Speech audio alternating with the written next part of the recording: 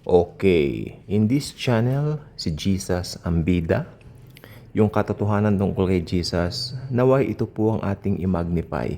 Hindi yung katotohanan ng mga pwede nating gawin tungkol sa Diyos. No? Self-righteous ang tawag ko doon sa mga yon. Tapos yung mga ibang tao, tuwing Sunday, sabi nila, "Come, let us go and worship the Lord sa kanyang house." Without knowing, ibinabalik nila yung tinurn down na nga ni Jesus yun. Ibig sabihin, tinanggal niya yun eh. Yung ganun na uri, no? Yung altar sacrifices, tinanggal na po ni Jesus yun. Because in the New Covenant, tayo na po ang templo. Sa Old Covenant, yun, pwede yun. Let us go to the house of the Lord. Pero yung New Covenant ka na, hindi ba? Pakinggan niyo si Buzz Ken para maliwanagan po kayo, no? At saka, saka meron pang isa yung nangangaral ng mga house church, yun, mapapahinggan niyo po ron. Marami po sa YouTube yan. Please, do yourself a favor, know the truth. Know the first century setting on how they worship the Lord during that time. How they worship the Lord in spirit and in truth. Ngayon, paano yung mga pumupunta sa mga institutional churches ngayon? I have nothing against them. Hayaan po natin sila.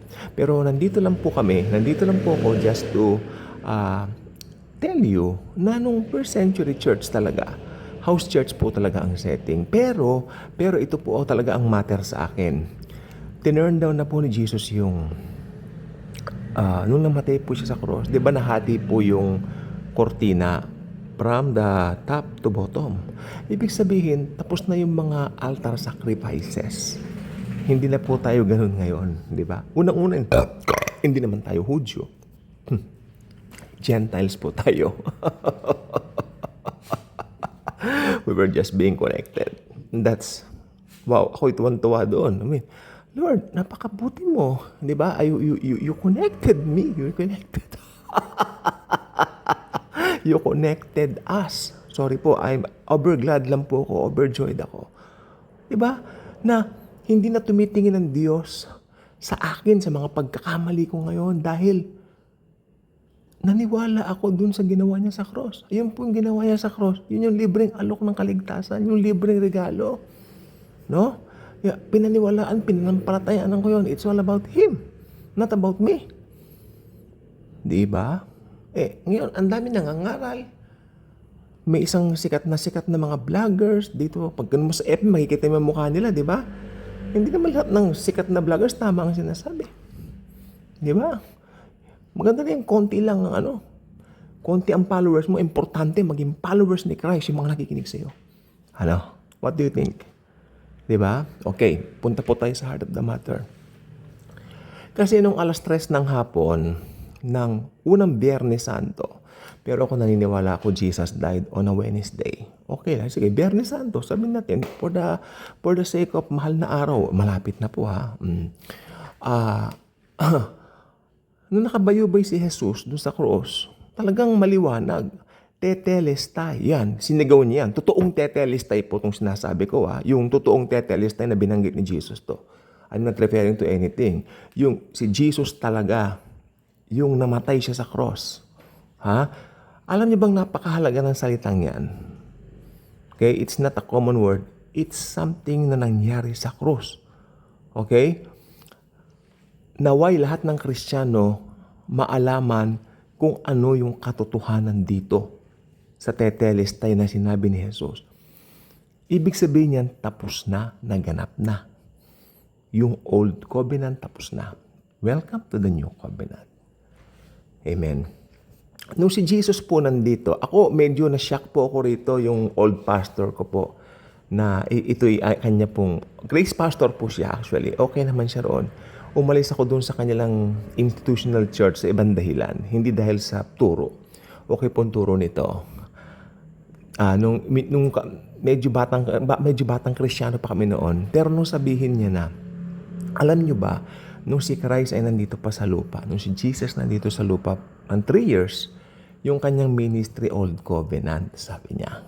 Wala pang na-born again noon. Itong salita niya, wala pang na-born again noon sa kanyang mga disciples. Ano, Pastor? Ba't po ganun? Ako, siyempre, exciting na naalala ko yung mga magandang alaala na mga, yes, na inaabot kami ng alas 12 because we were so excited about the grace of Jesus Christ. Tapos ngayon makikita po ninyo na parang hindi minamagnify ito ng ibang mga vloggers, ng ibang mga... Maganda po mag-vlog tungkol kay Jesus kasi inihikayat ko nga po kayo mag-vlog tungkol kay Jesus kasi talagang wag natin bigyan ng diablo ng chance, okay? Ibigay natin yung totoong gospel. Sabi nga ni Pablo, kung may mangaral ng ibang gospel, let them be anathema. Alam niyo yun, accursed. Sumpain siya. Kung nangaral siya ng iba, mali ba si pinangaral ko? Sabi nga pa nga ni Pablo, mas nga ako kung mangaral ng iba. Diba? Tungkol doon sa maliban doon sa totoong gospel. Sumpain din ako, sabi niya. Ibig sabihin, talagang napakahalaga ng tunay na gospel.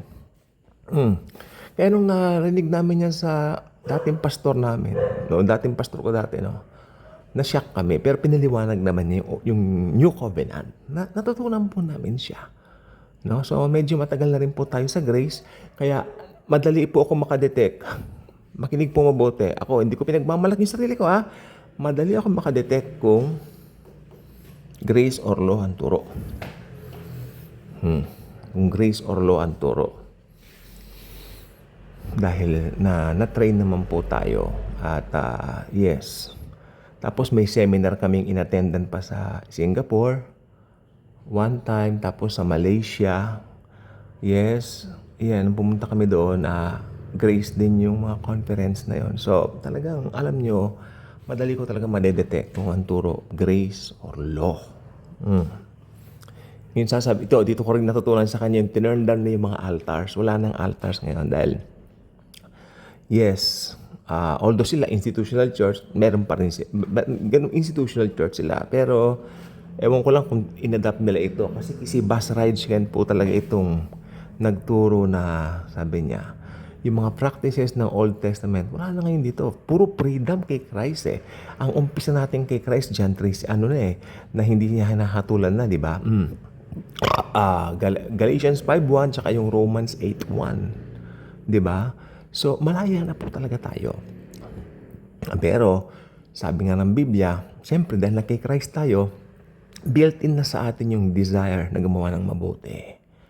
Hindi natin nanaising gumawa ng masama. Kristyano tayo. Diba? So, yun, there's no condemnation na po sa atin. So, yung nangyari po dito sa California, wag natin i-condemn yung mga taong nagsalita kasi mga unbelievers po talaga yung mga yon. At tandaan ninyo, normal po sa kanila yung ganung gawain. Diba? Halimbawa, isang aso, tumatahol, normal po sa aso yun. Pusa nagmemeow, it's normal for them to do the meowing.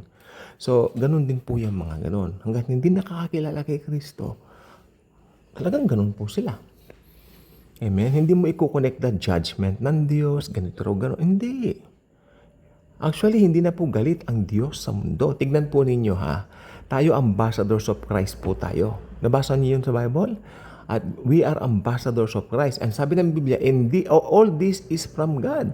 Ano bang gawain ng ambassadors of Christ? Isisigaw natin sa mundo, hey, hindi nagalit ang Diyos sa inyo. Maniwala kayo doon sa ginawa ni Jesus sa cross. Ayun ang natin. Ambassadors of Christ tayo. Ganun lang yun. Oo. Medyo nakakatawa nga lang kasi may mga akala ko grace preacher tapos maya-maya biglang judgment daw ng Diyos yun. Ako po, medyo lito pa yung mga yan. Hindi po judgment ng Diyos yun. Kung gusto mo ng judgment o puot ng Diyos, mangyayari po yan sa tribulation age. Hindi ngayon. It's something that we really need to put in mind. Okay? So, ayan po. New Covenant, this is a very, very happy covenant. Napakasaya po na nandito tayo sa covenant na to. Napakapalad po natin. Okay? So, si Jesus po ang bida rito. Si Jesus po ang sentro. Okay? So, ayan ang pong gusto ko sabihin. And I hope we read our Bibles. Especially yung Galatians. Alam niyo ba yung Galatians at saka yung Romans? Ito ang mga masterpiece ni Paul. Most of the scholars believe na ito ang masterpiece ni Paul, Galatians and Romans. Kasi tignan niyo ang banat diyan. Romans 8:1, tignan mo yung Romans 8:1, di ba? Sinabi diyan, there is now no more condemnation. Tapos kung titignan mo, Galatians 5:1, ito naman yung sabi niya, malaya na kayo. It is for freedom that Christ set you free. Therefore, remain free. Di ba? Remain free. Kaya yung mga nagsasabi, let us go to the house of the Lord to worship the Lord there. Ano ka, old code? Hudyo ka ba? Hindi ka nga Hudyo eh. Oh, mga Hudyo matangos ang ilong. Ikaw, di ba? Hindi po sa pag-aano ha. Ibig sabihin, you're not a Jew. You're not a Jew. Tayo po ay mga hentil. Sa Biblia may dalawang grupo lang po ang tao. Or should I say, nung dati, dalawang grupo. Ngayon, 3 na kasi nagkaroon ng Kristiyano. Doon na po tayo sa Kristiyano. Di ba? Hentil. Tapos, Hudyo. Tapos, Kristiyano. Saan ka doon? Pili ka nga.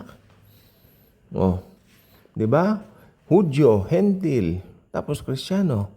Ngayon, yung sa Kristiyano, doon sa part ng Kristiyano, mapahentil man yan o mapahudyo man yan, kung tumanggap kay Jesus doon sa ginawa niya sa cross, pasok siya doon sa Kristiyano. Hindi na tumitingin kung hentil ka, Hudyo ka. I hope maintindihan po natin ito kasi ito po ay napakamahalagang. Okay. So, ganoon lang po. Maliligo na po. Medyo mait pong panahon ngayon. I hope kahit paano nakapag-share naman ako ng maganda po. Na ang Diyos, mabuti ang puso niya. Ngayon, hinihintay niya ang mga tao na lumapit sa kanyang anak na si Jesus. Dahil alam niyo yung mga, ang panalangin ko, yung mga na-wildfire din sa Hollywood, sana makilala nila si Jesus. Tanggapin nila siya. Or should I say, maniwala sila sa Panginoong Jesus na siya lang ang kailangan nila sa buhay nila. Okay? Yun lang po, and God bless po sa ating lahat. Jesus is in control of everything. God bless.